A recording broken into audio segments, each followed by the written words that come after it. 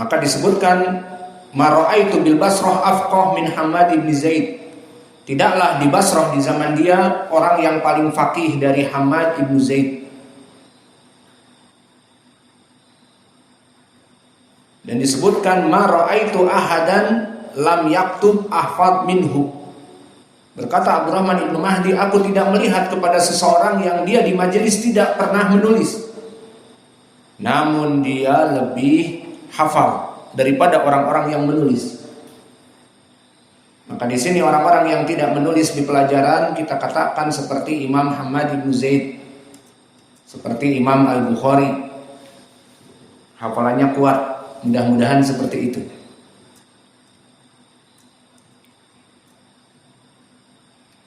Kemudian meriwayatkan Hammad ibn Zaid dari gurunya An Asim Al-Ahwal.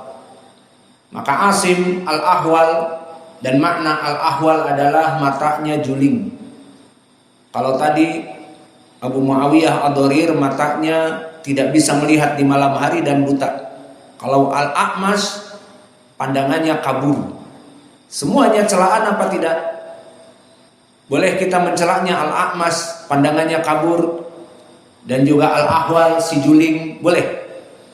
Jawabnya li ta'rif, boleh.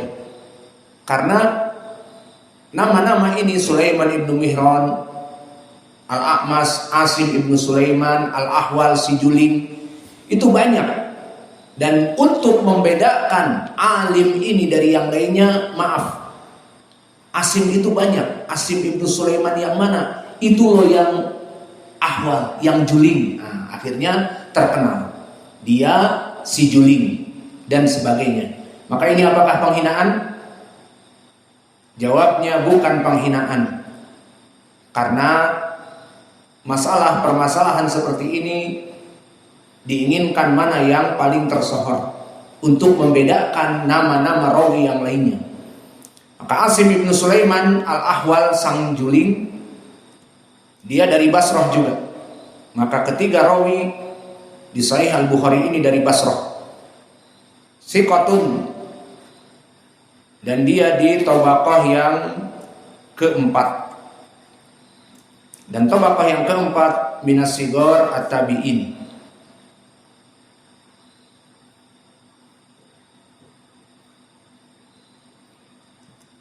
Dan kedudukan beliau adalah rawi yang siqah.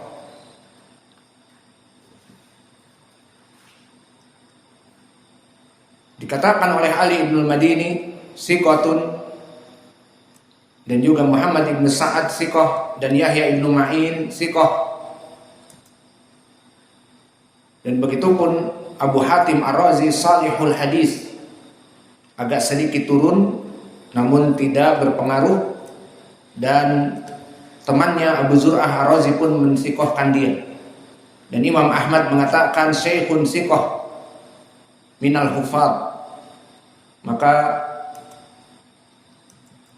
gurunya Hammad ibn Zaid, Asim ibn Sulaiman Al-Ahwal, rawi yang siqah. Dan tidak ada yang menjarah dari para ulama kecuali Yahya ibn Sa'id Al-Qattan. Disebutkan Asim Al-Ahwal lam yakun minal hufad. Dan makna ini pun tidak maknanya menurunkan dia kepada derajat yang dhaif,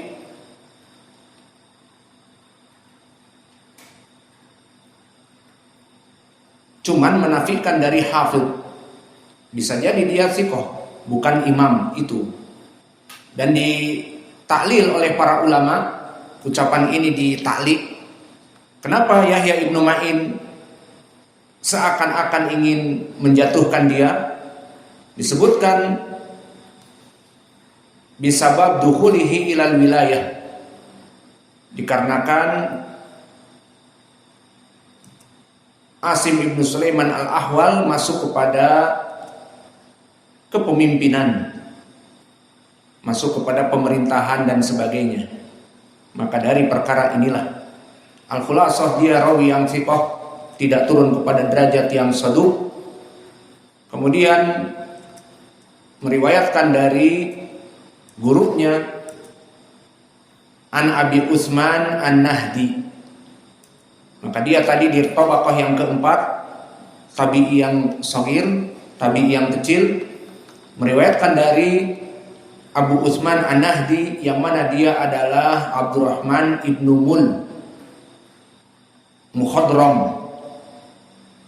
Dari tabaqah yang kedua Mukhadram, dan dia derajatnya imam. Abdurrahman ibnu imam di dalam ilmu hadis.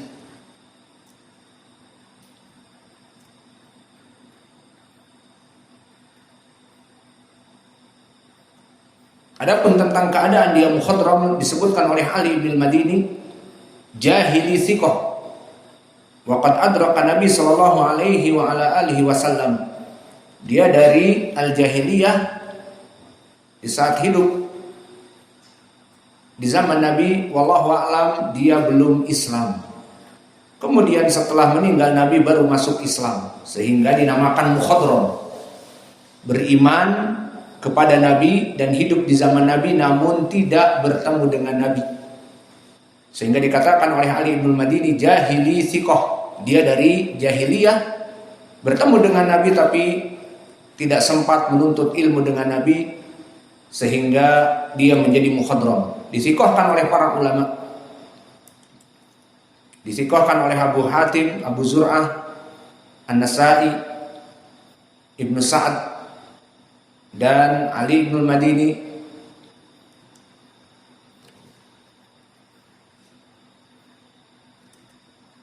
Dan dia mukhadram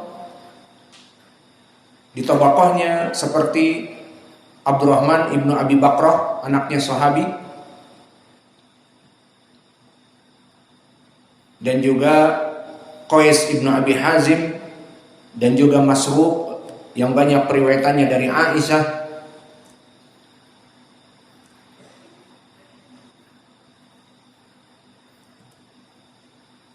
Dan dia adalah arifu qaumihi. Kata Abu Hatim, kana arifu qaumihi, maknanya dia adalah pemimpin dari kaumnya. Kalau sekarang mungkin lurahnya, pemimpin dari kaum, dari masyarakat di antaranya. Maka di sini dia meriwayatkan dari sahabat Usamah ibnu Zaid, padahal hidup di zaman Nabi, namun belum masuk Islam, sehingga meninggal Nabi dan dia baru masuk Islam, tidak meriwayatkan dari Nabi. Adapun Usamah ibnu Zaid seorang sahabi di sini, dan kita menjelaskan juga dari biodata dan biografi as-sahabi agar kita mencintai mereka. Karena manhaj al-sunnah mencintai seluruh para sahabat, seperti ucapan Ibnu Taimiyah rahimahullah, hubbus sahabati kullihim li madhabun wa mawaddatul qurba biha atawasalu. Kecintaan kita kepada seluruh para sahabat adalah ibadah, dan kita beribadah dengannya. Maka Usamah ibnu Zaid ibnu Harithah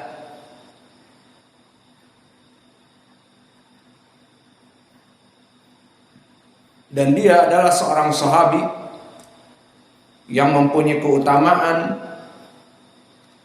di sisi Nabi Muhammad sallallahu alaihi wa ala alihi wasallam, di mana Nabi sangat mencintainya.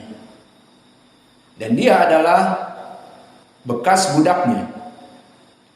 Dan dia jaraknya dengan Al-Hasan 10 tahun di atas Al-Hasan. Dan di saat hidupnya, di akhir dari hayat Nabi, dia menyuruh untuk berperang di negeri Syam. Syam di mana sekarang di Suriah, untuk membebaskan Syam dari Romawi. Dan di zaman itu dikirimlah Usamah ibnu Zaid, dan ada padanya Umar ibn Khattab dan kibar para sahabat. Maka tidaklah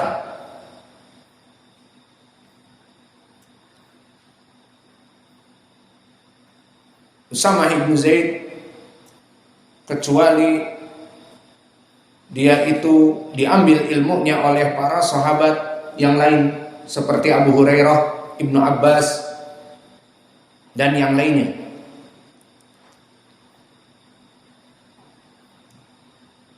Berbeda dengan Hasan, anaknya Ali radhiyallahu anhu yang sangat dicintai oleh Nabi, hanya 10 tahun. Karena akbar minal Hasan bi azyad min asri sinin. Dan keutamaan dari Usamah ibnu Zaid seperti kami sebutkan tadi, anak ini sangat dicintai oleh Nabi. Bagaimana kecintaan Nabi kepada anak ini. Dan Nabi Muhammad SAW tidak diberikan rizki anak. Ya Hudzaifah, apakah Nabi Muhammad mempunyai anak? Pernah mempunyai anak? Man? Ayo mikrofon, itu mikrofon. Man? Ibrahim. Lalu kemana Ibrahim? Meninggal. Di saat meninggal apa yang terjadi? Kusuf. Kusuf, apa kusuf bahasa Indonesianya? Gerhana. Gerhana. Maka di dalam hadis yang muttafaqun alaih yang kita lewati di hadis gerhana, bahwa di saat meninggal putra Nabi Ibrahim terjadilah gerhana. Maka kebetulan pada saat itu meninggal anaknya Nabi, maka Nabi berpidato setelah salat jamaah, Inna asyamsa wal qamar ayatan min ayatillah. Maka matahari dan rembulan itu adalah 2 ayat Allah. Maka tidaklah yaksifan, gerhana mentari dan rembulan disebabkan mata ahadin atau mata ahadikum atau wulida min ahadikum, dikarenakan kelahiran seseorang ataupun kematian seseorang, bukan. Tetapi Allah menjadikan ini sebagai litahwifin nas, agar membuat takut manusia. Maka sahihnya Nabi Muhammad pernah mempunyai anak Ibrahim, namun meninggal dan usianya masih kecil. Maka Nabi sangat menginginkan anak laki-laki. Maka wajar jika dia mencintai kebetulan Usamah ibnu Zaid, anaknya Zaid ibnul Haris, yang mana Zaid ibnul Haris juga bekas budaknya Nabi dan dibebaskan, dan Usamah ibnu Zaid, Usamah anaknya Zaid ibnul Haris juga bekas budak Nabi. Maka Nabi sangat mencintainya, sampai terjadi ucapan bahwa dia menisbatkan Usamah itu kepadanya, seperti Usamah ibni Muhammad. Maka ini adalah perkara yang